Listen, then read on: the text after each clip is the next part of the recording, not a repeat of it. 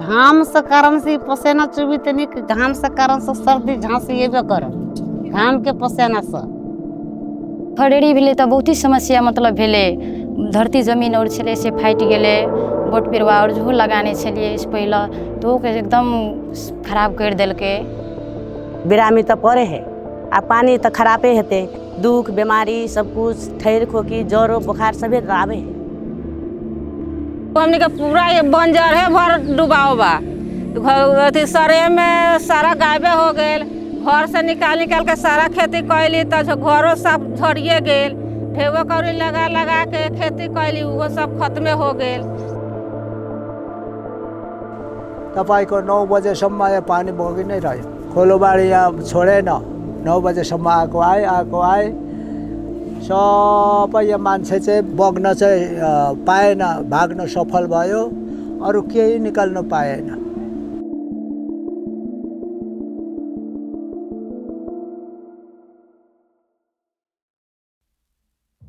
नेपाल भौगोलिक विविधता भएको प्राकृतिक हिसाबले सुन्दर देश हो। यसमा तराई पहाड र हिमाल गरेर यसको विविधता हामी देख्न सक्छौँ। यसको विविधताको साथसाथै यसको भौगोलिक अवस्थाको कारणले दिनानुदिन विभिन्न किसिमका प्रकोपहरू नेपालमा गइरहेका हुन्छन्। जस्तै बाढी, पहिरो, आगलागी, चिसो हावा, तातो हावा लगायतका विभिन्न यस्ता प्रकोपहरूले दिनानुदिन मानवीय क्षति गरिरहेका हुन्छन्।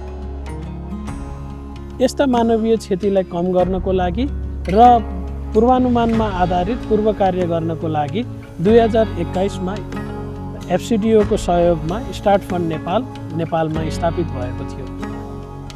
यसमा 15 अन्तर्राष्ट्रिय गैर सरकारी संस्था र 16 गैर सरकारी संस्थाहरूको आबद्धता रहेको छ।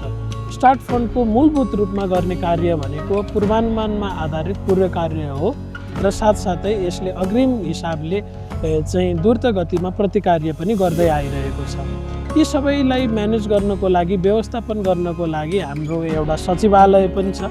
यो सचिवालयको मुख्य जिम्मेवारी भनेको वित्तीय व्यवस्थापन, कार्यक्रमको गुणस्तरलाई सुनिश्चितता गर्ने र एक आपसमा चाहिँ समन्वयको वातावरणलाई चाहिँ सृजना गरी उत्कृष्ट मानवीय सहायता र द्रुत गतिमा गर्ने मानवीय सहायता रहेको छ।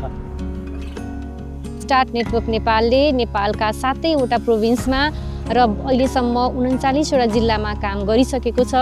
ह्युम्यानिटेरियन सहायताका लागि यसले 3 लाखभन्दा बढी समुदायमा पुगेर चाहिँ सहयोग गरिसकेको छ र यो हाम्रो लागि एकदमै ठुलो उपलब्धिको कुरा पनि हो। कुनै पनि हजारले क्राइसिस निम्ति आयो भने हाम्रा मेम्बरहरूले त्यसको रिस्क असेसमेन्ट गरेर त्यसले भोलिका दिनमा अझ कस्तो इम्प्याक्ट पार्न सक्छ र अहिले कस्तो इफेक्ट पारेको छ भन्ने कुराको असेसमेन्ट गर्नुहुन्छ र त्यसपछि अलर्ट नोट सबमिट गर्नुहुन्छ।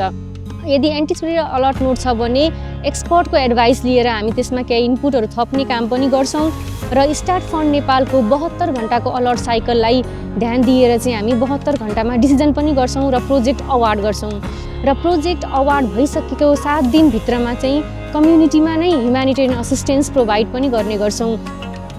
यसरी हेर्दाखेरि स्टार्ट फन्ड नेपालले एन्टिसिपेटरी एक्सन र रेस्पोन्स एक्टिभिटिजमा ह्युम्यानिटेरियन सहायताले ठुलो सहयोग पुर्याउँदै आइरहेको देखिन्छ। अहिलेसम्म आइपुग्दाखेरि हामीले 25% जति चाहिँ हामी एन्टिसिपेटरी एक्सनका प्रोजेक्टहरू चाहिँ नेपालमा चाहिँ हामीले सञ्चालन गरिसक्यौँ।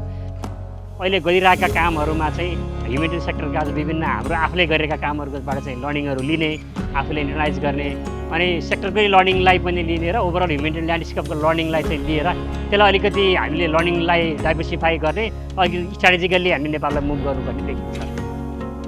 अब अहिले हामीले सोचिरहेको भनेको चाहिँ एन्टिसिपेटरी एक्सनलाई अझ मोर इफेक्टिभ कसरी गर्न सकिन्छ, इफिसियन्ट कसरी बन्न सकिन्छ भन्ने हिसाबले चाहिँ हामीले काम गरिरहेका छौँ। त्यो गरिरहँदाखेरि चाहिँ हामीलाई अलिकति रियलाइजेसन के भएको छ भने अबको दिनहरूमा चाहिँ हामी त्यसलाई डबल गर्नुपर्ने भन्ने हामीले गर्नुपर्ने अवस्था देखिन्छ। हामी त्यो चाहिँ एम पनि लिएका छौँ।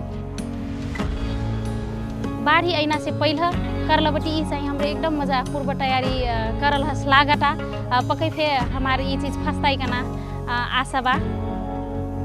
मौके तो गजब खुशी लगता है कि मैं अपन यहाँ पे सेवा करन समुदाय में पाऊँ और सेवा करूँ और करन पाऊँ कह के मैं गजब खुशी लगता है। पूर्वानुमानमा आधारित पूर्व कार्य गरिराख्दा अथवा एन्टिसिपेटरी एक्सन गरिराख्दा हाम्रो एउटा मात्र मूलभूत सिद्धान्त रहेको छ, डोन्ट वेट, एन्टिसिपेट।